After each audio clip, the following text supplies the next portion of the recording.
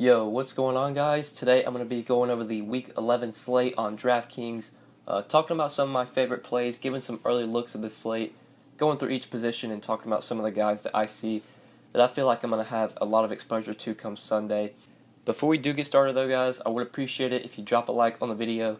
It really does help me out a lot, really means a lot. And if you are new to the channel, if this is your first time checking out a video on my channel, thank you so much for clicking on the video.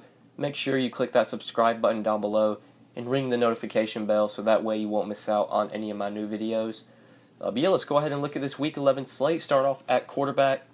Talk about some of the quarterbacks that I see that I feel like I'm going to be heavy on. At the top, we have Drew Brees and Carson Wentz from this Eagles-Saints game. Drew Brees will definitely be my preferred option here if I was going to pay up top for one of these guys. Anytime Drew Brees is at home in a potential shootout, I think he makes a ton of sense. Don't know if I'm going to be able to get up to him, though. I think there are options I like for a little bit cheaper. Two specifically, Matt Ryan at $6,100 and then Andrew Luck at $5,900.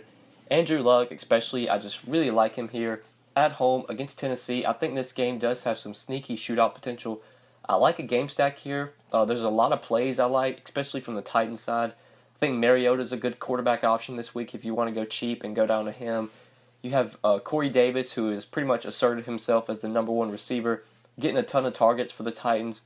I really like him at receiver. I think Dion Lewis, still way too cheap, another very strong play this week. And then on the Colts side, I like Luck. Obviously, we'll get to T.Y. Hilton at receiver. I think T.Y. Hilton a very good option. Just a lot of plays that I like in this game. I think it could potentially shoot out. Andrew Luck, just been throwing the ball a ton. It makes a ton of sense as a quarterback this week, in my opinion. Giving you a very high floor this year and has shown a ceiling, has shown that 30, 35 point upside. Pretty much pencil him in for 15 to 20 DraftKings points. He's throwing the ball 40 times a game, especially in competitive games. So I love Andrew Luck here. Thinks he's a really good option at $5,900. There are cheaper quarterbacks you can go to, though. I think Mariota, like I said, in that same game at $5,500, Mariota been playing really well lately, and this Titans offense has looked really good lately. So at $5,500, Mariota is a cheap quarterback that I do like. Matt Ryan is around the same price range as Andrew Luck. You could argue that maybe Matt Ryan has a higher ceiling than Andrew Luck. I feel like Luck definitely has the higher floor, though. Matt Ryan's shown a lot of upside this year. That game between the Cowboys-Falcons does have a little bit of shootout potential as well.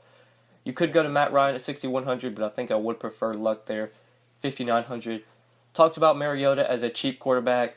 Joe Flacco, questionable this week. I expect a lot of people to go to Lamar Jackson if he starts for Joe Flacco. He is dirt cheap, $4,700. If you watch Lamar Jackson in college, you know this guy has a lot of upside. Very quick, can rush the ball just about as fast as a running back. He's just really agile, has a ton of agility, just can move. Don't know how much he throws here, but definitely has that rushing upside. So that gives him a lot of upside, especially at $4,700. So if Lamar Jackson does start, I do like going to him. Robert Griffin, if he starts instead of Lamar Jackson, don't think I'm going to have a ton of Robert Griffin. But Lamar Jackson, do like him at $4,700 if he starts for Flacco. He'd probably be the best value punt play at quarterback if you're really trying to go cheap at this position. But Mariota, I like as a value play as well. But I think that's it for quarterback. If I'm paying up this week, I really like Andrew Luck and Matt Ryan. Brees definitely as well if I can get up to Drew Brees. But there's a lot of value. Mariota I like. Lamar Jackson, if he starts. You could potentially even go to maybe like Eli Manning, but I just don't know if I could play Eli Manning on a 10-game main slate. But he does have a really good matchup at home against Tampa Bay. I think there are other options I'd rather go to, though. But let's go ahead and move on to running back. So no Todd Gurley this week. The Rams are not on the main slate, so Melvin Gordon, our most expensive running back, he's $8,900. He gets a matchup at home against Denver, and I really like this matchup for Melvin Gordon. I expect him to be somewhat low-owned because Saquon Barkley's in a good spot as well against Tampa Bay. Ezekiel Elliott has a great matchup against the Falcons. These guys are so similarly priced. I feel like a lot of people are going to go to Barkley and Elliott. But Melvin Gordon does have a good matchup as well.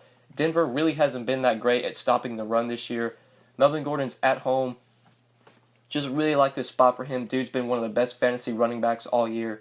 Giving you a very high floor every week. Gives you that ceiling as well that you want. Has that 30, 35 point upside. Could easily get 3 touchdowns. They're giving him a ton of work. He's getting nearly 20 carries a game. Getting at least 4 to 5 targets as well. They're involving him in the passing game. So just love this spot for Melvin Gordon at 8,900, especially if he's going to be relatively low owned comparing to Barkley and Elliott. Definitely prefer Melvin Gordon in that situation. Just think the guy has a lot of upside in general. Barkley and Elliott, though, I will have exposure to. I expect to be a lot higher on Melvin Gordon, but I'm not going to fully fade Barkley and Elliott. I love their spots as well. The guy that I probably would fade, or not necessarily fade, but go underweight on, I guess would be Christian McCaffrey at 8K against the Lions.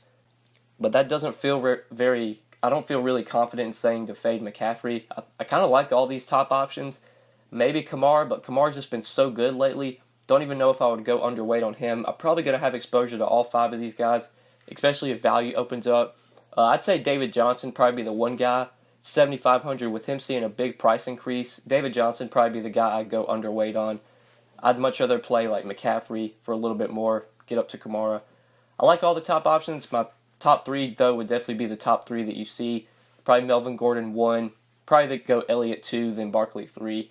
But I'll have exposure to mostly everybody in this top 5 since I do play a lot of lineups.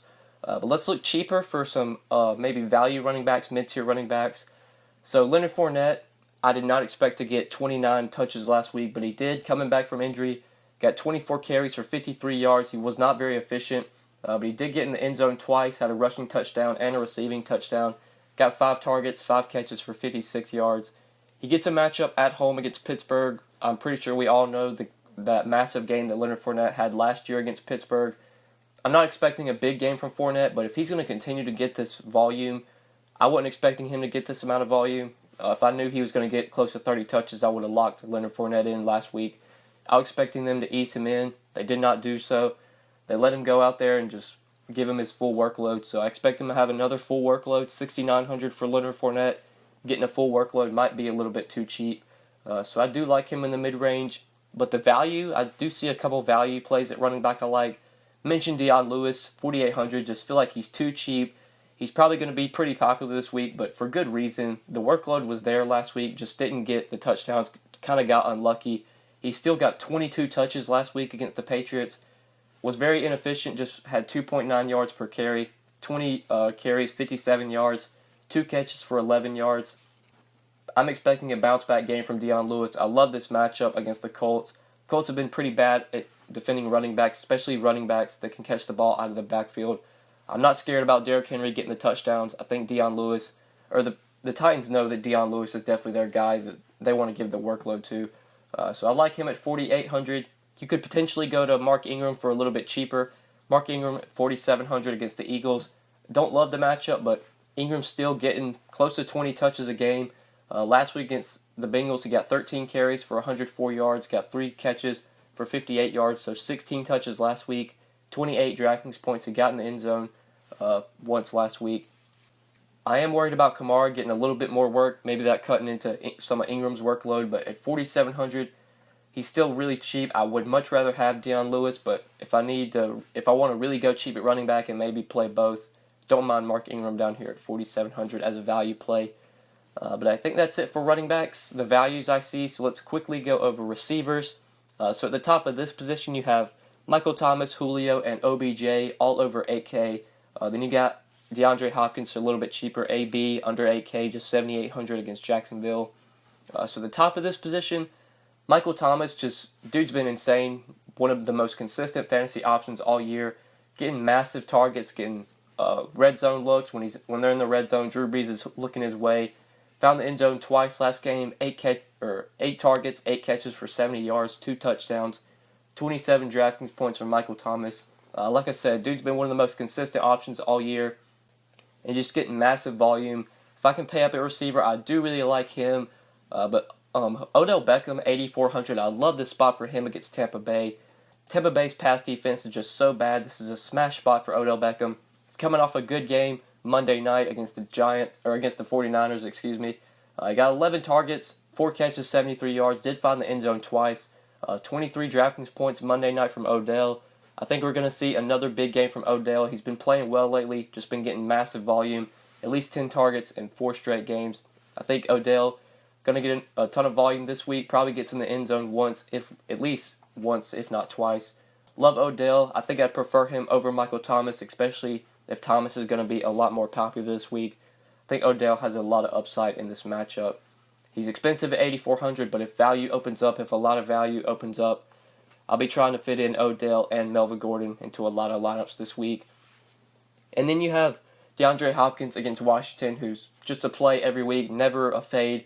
DeAndre Hopkins, another guy that just gets massive volume. I imagine Josh Norman lines up on him, but that's a matchup that DeAndre Hopkins can win. I like him at 7,900, but the guy I don't know what to do with is AB. AB's a lot cheaper than he should be, 7,800, but obviously not the best matchup against Jacksonville. He's going to be guarded by Jalen Ramsey, who's one of the best corners in the league. But I believe these teams met up last year, and AB absolutely smoked Jalen Ramsey, had one of his best games of the year. I'll probably force Antonio Brown into some of my lineups just because he's Antonio Brown. He's that good. He should not be this cheap. But I don't see myself going massively crazy on AB. He's probably going to be under 10% owned this week, if not under 5% owned. So I don't really need to have him in 50% of my lineups to be over the field. Probably will put him in about 10-15%. That'll put me over the field. I definitely want exposure to AB. I want to force some exposure in just with the upside that he has.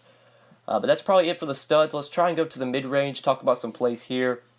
Keenan Allen stands out to me being a little bit too cheap, 6,700. I do like him here against Denver. But finding a receiver to pair with my quarterback, talked about T.Y. Hilton at the beginning. Love him here at 6,100. I think we finally see a big T.Y. game. We know this guy plays really well at home. He's had some massive games throughout his career at home. And I think one of those massive games comes this week at home against the Titans. Love the spot for T.Y. Hilton. I love pairing him with Andrew Luck. That's probably one of my favorite quarterback receiver stacks this week. Going to have a ton of exposure to these two guys, Luck and Hilton, especially if Hilton's going to be relatively low owned this week. I will be much over the field. Love T.Y. Hilton in the mid-range, 6,100. One of my favorite plays at receiver. And then I also really like Kenny Golladay. So Marvin Jones, questionable. I believe he had to leave last Sunday's game. Kenny Golladay, I expect to see massive volume here. He already sees a ton of targets, but if Marvin Jones is out, Kenny Golladay is just pretty much pencil him in for 9 to 10 targets. Got 13 targets last week against the Bears, 6 catches, 78 yards, and a touchdown. I think we see a similar game for Kenny Golladay. I think he probably finds the end zone at least once. The target should be there, especially if Marvin Jones is out. And I do like the matchup at home against Carolina. So love Kenny Golladay in the mid-range as well. Him and T.Y. Hilton in that price tier, I love as mid-tier plays. And then in the 5K range, there are also plays here I like. Mentioned Corey Davis. Dude just been getting a ton of volume for the Titans. Mariota's looking his way a lot. At least 10 targets in 2 straight games. Had last week against the Patriots, had 7 catches, had 10 targets, had a touchdown, 125 yards. A great game from Corey Davis. Another good matchup here against the Colts. Definitely like him if you want to go to him at 5,600. Same with Amari Cooper. Been seeing massive volume lately. At least he's got 18 targets through 2 games with the Cowboys. They've shown that they want to get him involved. 5 catches, 58 yards against Tennessee in his debut with the Cowboys. And last week against the Eagles, 6 catches for 75 yards. Been good with the Cowboys so far this year. The targets have been there. 5,400 in a matchup. Potential shootout against the Falcons. Definitely like Amari Cooper if you want to go to him at 5,400. And then trying to find some cheap value. There isn't a ton that I see at receiver that I'm really interested in. I think this position you probably want to go to the mid-range. Maurice Harris been getting a lot of work for the Redskins lately. He got 12 targets week 9, got 5 targets last week against Tampa Bay. 5 catches, 52 yards. Jamison Crowder, if he remains out, definitely don't mind going to Maurice Harris at 4,500 if you're just trying to really go cheap at this position. But there isn't a ton of value that I love at receiver, and at least that really just stands out to me. So let's go ahead and move over to tight end. At the top of this position, you do have Zach Ertz, who is 6,600, facing the Saints. Definitely like Zach Ertz. It's just how am I going to be able to pay up for him if I try and get Melvin Gordon, OBJ, Michael Thomas? If I'm trying to fit in these stud RBs and receivers, it's pretty much going to be impossible to pay up for Zach Ertz. So if there's lineups where maybe I don't pay up for those stud running backs or receivers, then I'll probably have Zach Ertz in a few lineups. But I don't think Zach Ertz is really a priority for me unless just a ton of value opens up and it's easy to fit him in. I usually always try and go cheap at tight end. The tight end that really stands out to me this week is Jordan Reed. Jordan Reed being 3,800 when he's healthy just doesn't make a ton of sense. This guy's way better than a $3,800 player. I know he hasn't played like it lately, just 6, 10, 7, and 9 DraftKings points the last 4 weeks. But I expect the targets to continue to be there. The Redskins are just really thin at receiver. Jamison Crowder's been out. Paul Richardson's been out as well, I believe. Alex Smith really hasn't had a ton of guys to throw to. Reed, though, continues to get close to 5, 6 targets a game. And if the Redskins maybe get down in this game and they're playing from behind, they have to throw, we could see double-digit targets for Jordan Reed. At 3,800, he's probably my favorite tight end, especially if you're playing cash. I feel like he makes a ton of sense just as a safe option. You know the targets are going to be there. He's cheap as well. I usually always like to go cheap at tight end. I expect Reed to probably be one of my highest owned tight ends this week. But if I can't pay up, obviously I love Zach Ertz. Potentially O.J. Howard as well at 4,900. You could go to maybe Evan Ingram against Tampa Bay, but I think Jordan Reed's the guy I like here, especially if I'm trying to save a little bit of salary. Maybe RSJ. What kind of game did RSJ have last week? 9 targets last week, 5 catches, 51 yards against KC. Another good matchup this week at home against Oakland. RSJ is only 2,900, so you could definitely go there if you're trying to go cheap. I would feel a little bit safer getting up to Jordan Reed, but RSJ, 2,900 if you just want to punt this position. Definitely makes sense. I probably will have some exposure to RSJ, especially in lineups where I'm trying to fit the studs in at running back and receiver. But yeah, let's go over to defense and quickly talk about this position. Usually always like to go cheap here. I'd say that every week. So the cheap defense that really sticks out to me is the Redskins. The Redskins are at home. They're just 2,700. Facing the Texans, facing Deshaun Watson, who has been getting sacked a ton this year. Definitely like the Redskins defense as probably my favorite cheap defense if you want to go to them. Did want to talk about Jacksonville's defense. Jacksonville's defense has not been nearly as good this year as it has been in the past, but they are 2,200. You're getting Big Ben on the road. Big Ben on the road if you still believe that he struggles on the road. You could go to the Jaguars defense here. They're dirt cheap. They're at home. Don't mind doing that as a punt play at this position. Even the Giants against Fitzpatrick. Fitzpatrick looked really bad last week. 2,400 for the Giants defense at home. I could see going there, but I definitely like the Redskins here. They're probably my favorite play at defense, 2,700. If I can find the salary to pay up for maybe the Chargers or the Cardinals or the Ravens, if I can find the salary to fit those top defenses in, I will try to. But usually defense is a position I try and just save as much salary as I can.